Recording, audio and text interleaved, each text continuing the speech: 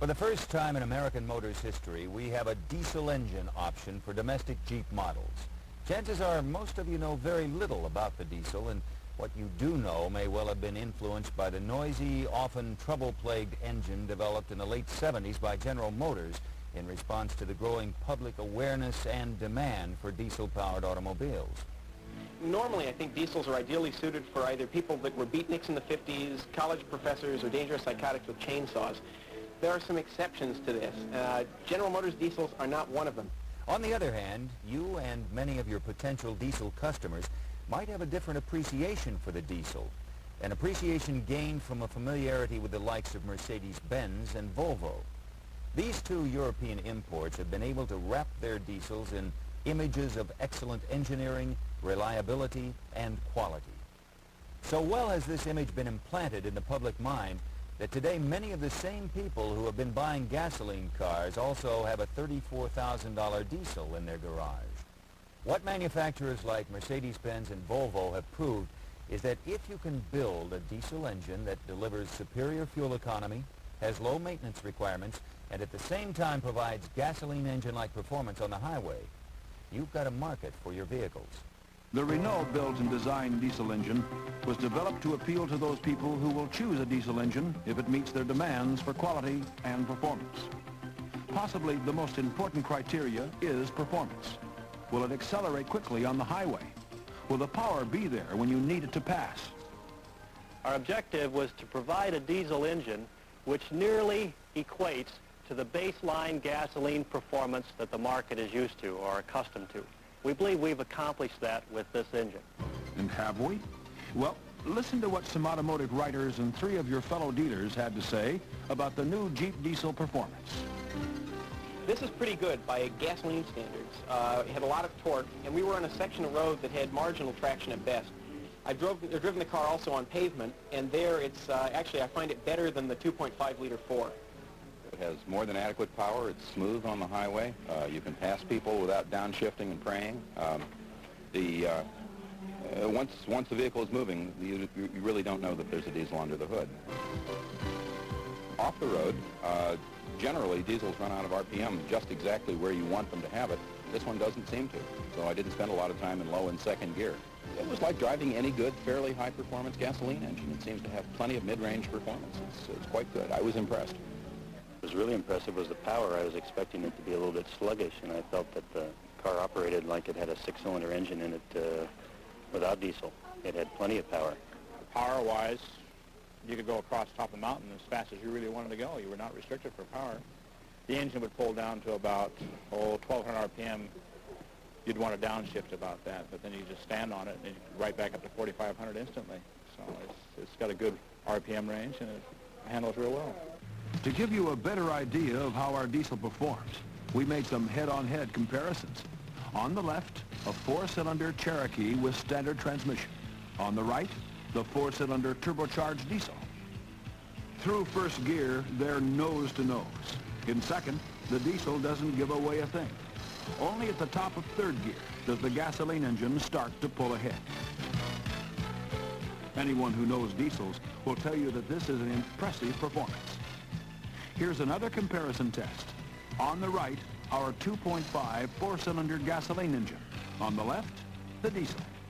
Both cars are in fourth gear and cruising at about 35 miles per hour. When I say now, both drivers will floor the accelerator. Now.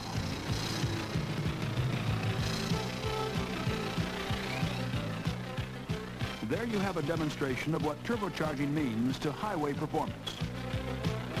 Now let's see how we do against the vaunted Mercedes-Benz 300 TD turbo diesel. Gentlemen, start your engines.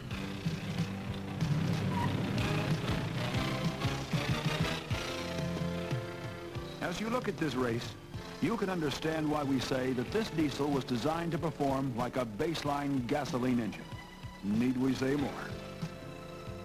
Next to performance, diesel buyers look for high reliability and low maintenance, traits not associated with the GM engine. The question, of course, is what makes our diesel superior? Well, that's an interesting question, and of course there are several specific reasons why this engine is unlike the Oldsmobile engine. First, the Oldsmobile engine was a design derivative of a gasoline engine. In the process, they were obligated to take some design compromises. In the case of the 2.1 turbo diesel for XJ, Cherokee, and Wagoneer, the engine started its design and concept life as a diesel, and those compromises that I refer to generally in the Oldsmobile engine don't exist here.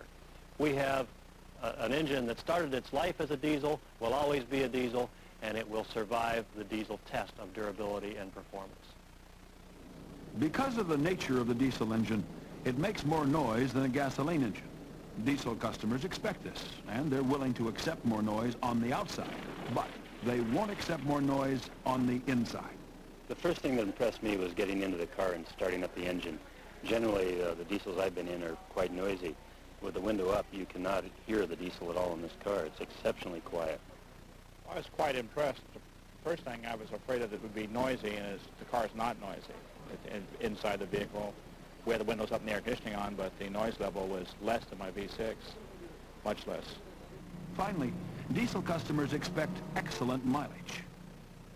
At this date, our fuel economy numbers haven't been formally established.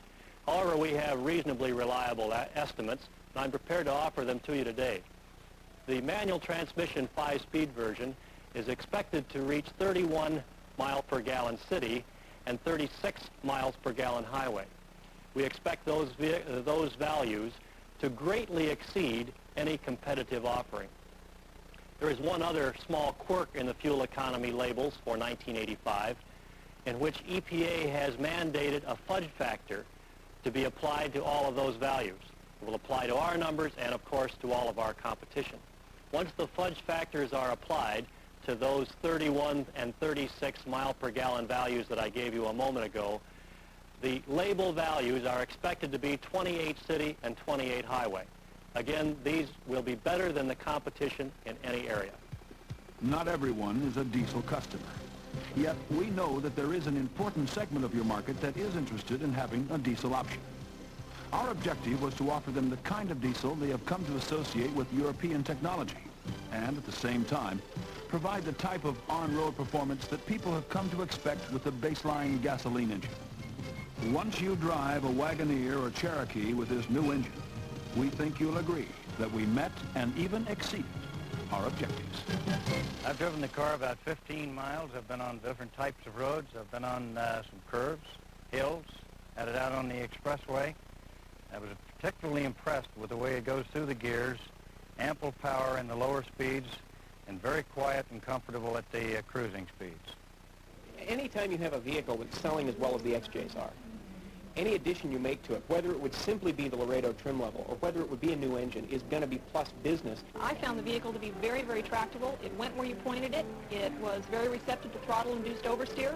You could trail brake going into corners and get into trouble and come out smelling like a rose. I think it's really a neat piece. It's a good vehicle to drive. I found it very, very, very, very fun. I found it enjoyable, and I think you'll probably sell a bunch. Obviously, in order to sell the diesel, you must have a basic working knowledge of the engine. In this section of your training disc, we're going to cover diesel fundamentals and give you the kind of working knowledge you'll need with your customers. By definition, the diesel engine is an internal combustion engine. It differs from the gasoline principally in that the gasoline engine utilizes a spark to ignite the fuel and create combustion. The diesel relies on the heat generated by compressing the air in the cylinder. This is where the higher compression comes in. Air, when tightly compressed, becomes extremely hot, and that heat is what ignites the fuel. Now, when you get into the car and turn on the ignition, a wait light will come on and stay for several seconds. The actual length of time will vary on engine temperature. During this time, electric current is heating up glow plugs which warm air in the pre-chamber. When the temperature in the pre-chamber has reached the appropriate point, the wait light goes off on the dashboard and you can start the engine. As the engine begins to turn over, the warm air from the pre-chamber is drawn into the cylinder as the piston moves away from the cylinder head. As the cylinder begins to move upward, the air is compressed. When the cylinder reaches the top of its stroke, the fuel charge is injected into the cylinder where it's ignited by the high temperature of the compressed air. Another key difference between the diesel and the gasoline engine is the fuel. Under normal operating conditions, number 2D diesel fuel is best. This is because of its higher energy content and good lubricating qualities. However, at temperatures less than 20 degrees Fahrenheit, this fuel may cause operating problems, and a winterized blend of fuel should be used. Let me expand on this a moment. Diesel fuel contains paraffin, which is sensitive to temperature. As the fuel gets colder, the paraffin can turn into waxy flakes, which cloud the fuel. These flakes can build up and clog the fuel filter. Here you see what can happen when diesel fuel approaches the 0-degree mark. It actually becomes a goopy mass. To prevent this from happening, most cold weather area filling stations automatically stock winterized fuel. Very simply, this is diesel fuel with additives designed to greatly lower the point where the paraffins begin to appear. As a further safeguard, we include a water-in-fuel indicator system as standard. Now, often one of the complaints you'll hear about diesels is that they're slow. Well, as you've already seen, some are, but not the one powering our Cherokee and Wagoneer. A good part of the reason for our gasoline engine-like performance is the turbocharger. For those of you not familiar with how the turbocharger works, let me take a moment to explain. The basic concept of the turbocharged engine is to take the hot exhaust gases that normally go out the exhaust pipe and put them to use. Here's how it works. Exhaust gases are created by fuel burning in the cylinder. As the gases are pushed from the combustion chamber, they drive this impeller, or exhaust turbine. This, in turn, drives a compressor turbine, which compresses the air coming into the engine, making it denser.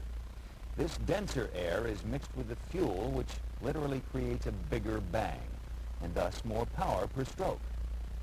Okay, let's stop here so that you can check yourself on what we've covered so far. All right, if you've managed to hang in with us to this point, you're ready for an even more detailed look at your diesel engine. We asked Dan Hitler to cover the key points. This engine has an interesting background and genesis. It started its life, its design life, and its concept life as a diesel engine. It's never been gasoline and never will be, and therefore it's designed to fit the diesel application. It was first introduced by Renault in Europe in 1981. In that application, it was a naturally aspirated engine. 2 years later, it was introduced as a turbocharged engine for additional Renault products. Therefore, it has a European history of nearly 4 model years without problem. The application to Jeep is a natural evolution of the Renault history. Let's look at the engine and let me show you some of the design features. This engine represents a state-of-the-art technology. To start with, it's all aluminum.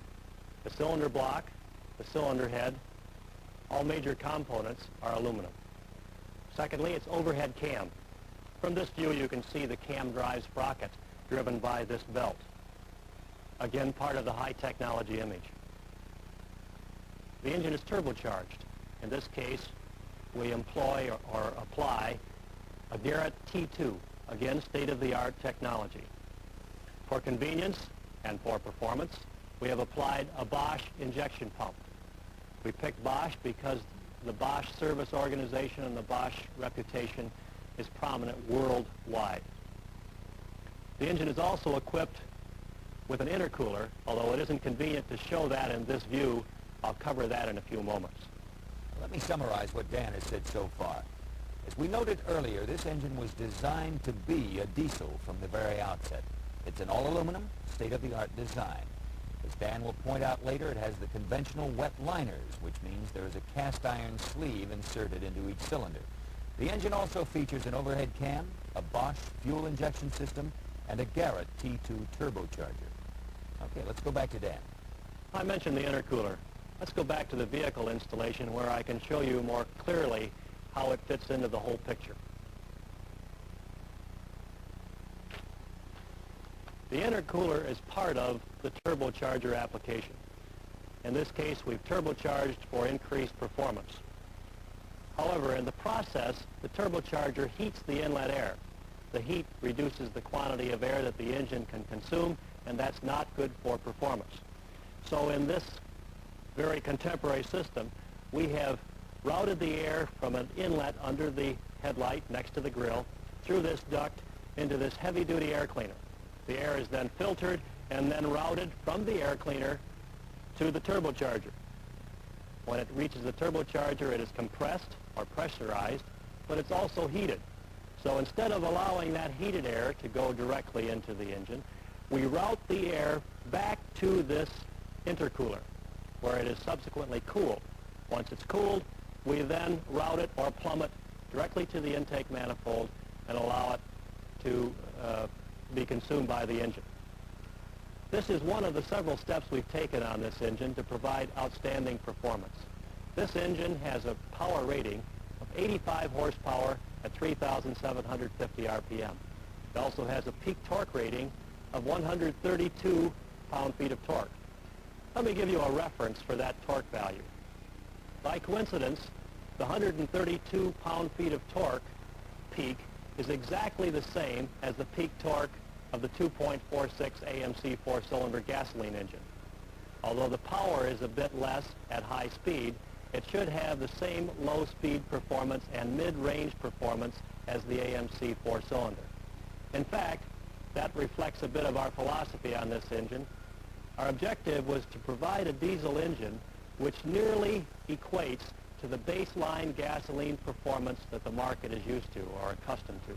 We believe we've accomplished that with this engine. At the beginning, I mentioned that the engine was all aluminum. That's a bit of a misnomer. The block and cylinder head are both aluminum. However, the block is a conventional wet liner aluminum block, which means there is a cast iron sleeve inserted for each cylinder. We've done that, of course, to provide premium piston-to-bore wear. Another feature that you might find interesting is that this engine is a pre-chamber diesel rather than a direct injection diesel. Now, the pre-chamber feature provides essentially a high-speed diesel compared to the so-called low-speed or governed heavy truck engines. Another interesting point, cold starting.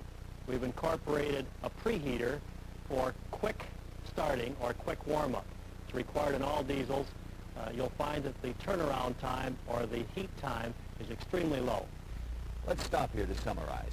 One of the main points Dan made had to do with the function of the intercooler. As he said, the turbocharger compresses air and subsequently heats it. What the heat does is reduce the quantity of air that the engine can consume, and that takes away some of the performance. So what we do is route the heated air from the turbocharger back to this intercooler where it's cooled. The cooled air is then sent directly to the intake manifold where it can be consumed by the engine. Result, better acceleration and on-road performance. And the other point he made had to do with the objective of providing a diesel engine which performs like the gasoline engines the market is used to. That objective, as you've seen, has been accomplished. One of the challenges you'll face in selling diesels is to deal with consumer misconceptions.